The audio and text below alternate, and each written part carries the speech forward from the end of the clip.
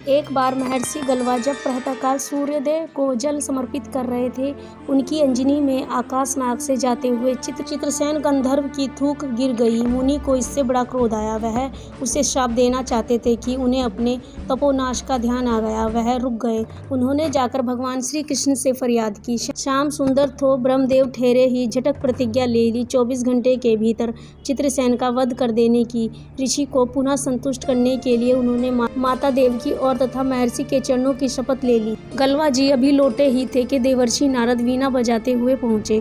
भगवान ने उनका स्वागत किया। शांत होने पर नारद जी ने कहा, प्रभु आप तो परमानंद कद कहे जाते हैं। आपके दर्शन मात्र से लोग विषयुक्त हो जाते हैं, पर पता नहीं क्यों आज आपके कमल मुख पर विषाद की रेखाएं दिखाई दे रही हैं। इस पर श्याम सुंदर ने लगवन जी के सारे प्रसंग को सुनाकर अपनी प्रतिज्ञा सुनाई। अब नारद जी को कैसे चैन आए, आनंद आ गया। झटपट चले और पहुँचे चित्रसेन के पास। चित्रसेन भी उनके चरणों में गिरे और अपनी कुंडली आदि जाकर ग्रह दशा पूछने लगे। नारद जी ने कहा, अरे तुम अब यह सब क्यों पूछ रहे हो? तुम्हारा अंतकाल निकट आ पहुँचा है। अब अपना कल्याण चाहते हो तो कुछ दान पुण्य कर लो। 24 घंटे में श्री कृष्ण ने तुम्हें मारने की प्रतिज्ञा ली है। अब तो बेचारा गंधर्व घबराया। वह इधर उधर दौड़ने लगा। वह ब्रह्मधाम, शिवपुरी, इंद्र, यम, वरुण सभी के लोकों में दौड़ने लगा। फिर किसी ने उसे अपने यहाँ ठहरने तक ना दिया। श्री कृष्ण से शत्रुता कौन उधार लेता? अब बेचारा गंधर्व राज अपनी रोती पीटती स्त्री के साथ नारद जी की शरण में आया। नारद जी ठहरे दयालु, बोले, अच्छा यमुना तट पर चलो। वहाँ जाकर एक स्थान को दिखाकर कहा, आज आधी रात को यहाँ एक स्त्री आएगी।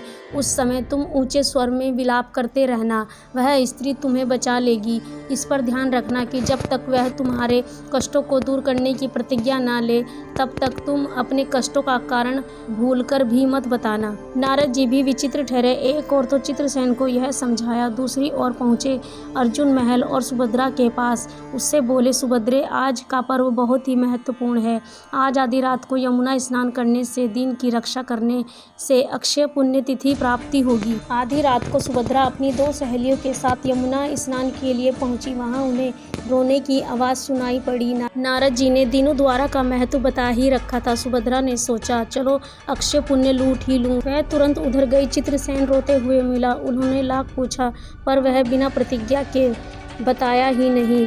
अंत में उनके प्रतिज्ञाबद्ध होने पर उसने स्थिति स्पष्ट की। अब तो यह सुनकर सुभद्रा बड़े ही संकट में आ गई, असमंजस्य में पड़ गई। एक और श्री कृष्ण की प्रतिज्ञा, वह भी ब्राह्मण के ही लिए, दूसरी और अपनी प्रतिज्ञा। अंत में वह शरणागत का निश्चय करके वह उसे अपने साथ ले गई। घर जाकर उन्होंने सारी परिस्थिति अर्जुन के सामने रखी। अर्जुन का चित्रसेन मित्र भी था। अर्जुन ने सुभद्रा को सांत्वना दी और कहा कि तुम्हारी प्रतिज्ञा पूरी होगी। नारद जी ने इधर सब कुछ ठीक कर लिया। तब द्वारका पहुंचे और श्री कृष्ण से कहा, महाराज, अर्जुन ने चित्रसेन को आश्रय रखा है, इसलिए आप सोच विचार के ही युद्ध के लिए चले।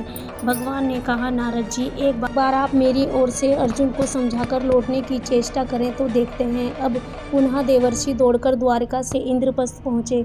अर्जुन ने सब साफ साफ कह दिया, यद्यपि मैं सब प्रकार से श्री कृष्ण की शरण हूँ और मेरे पास केवल उन्हीं का बल है, यद्यपि अब तो उनके लिए ही यह उपदेश है। सत्य धर्म से कभी विमुख न होने की बात पर ही दृढ़ हूँ। मैं उनके बल पर ही अपनी प्रतिज्ञा की रक्षा करूँगा। प्रतिज्ञा छोड़ने में तो वह समर्थ हैं। दौड़कर देवर्षि अब द्वारका गए और ज्यों का त्यों अर्जुन का वार्ता सुना दिया। अब क्या हो, युद्ध की तैयारी हुई। सभी यादव और पांडव रण क्षेत्र की दूसरी सेना के साथ उपस्थित हुए। तुल युद्ध छिड़ गया। बड़ा ही घमासान लड़ाई हुई। फिर कोई भी नहीं जीत सका। अंत में श्री कृष्ण ने सुदर्शन चक्र छोड़ा। अर्जुन ने पशुपात छोड़ दिया।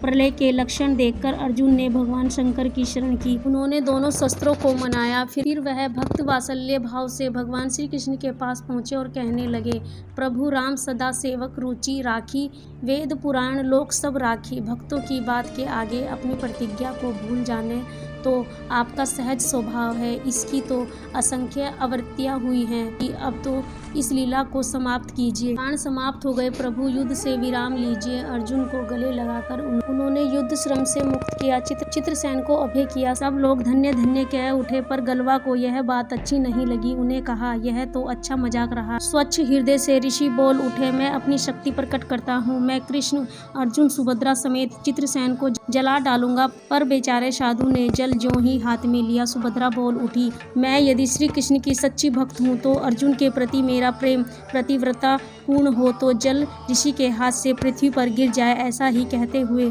गलवा बड़े लज्जित हुए और उन्होंने प्रभु को नमस्कार किया और वह अपने स्थान पर लौट गए। फिर सभी लोग अपने अपने स्थान को पधार गए। दोस्तों, आप लोगों को यह विचित्र कथा कैसी लगी प्लीज़ कमेंट करके ज़रूर बताएं। और प्लीज़ आप लोग अगर हमारे चैनल पे न्यू हैं तो हमारे चैनल को लाइक करें, शेयर करें, कमेंट करें, सब्सक्राइब करें और हमें सपोर्ट करते रहें। महादेव आप सभी के कष्ट दूर करें। हर हर महादेव। सभी का दिल से थैंक यू, धन्यवाद।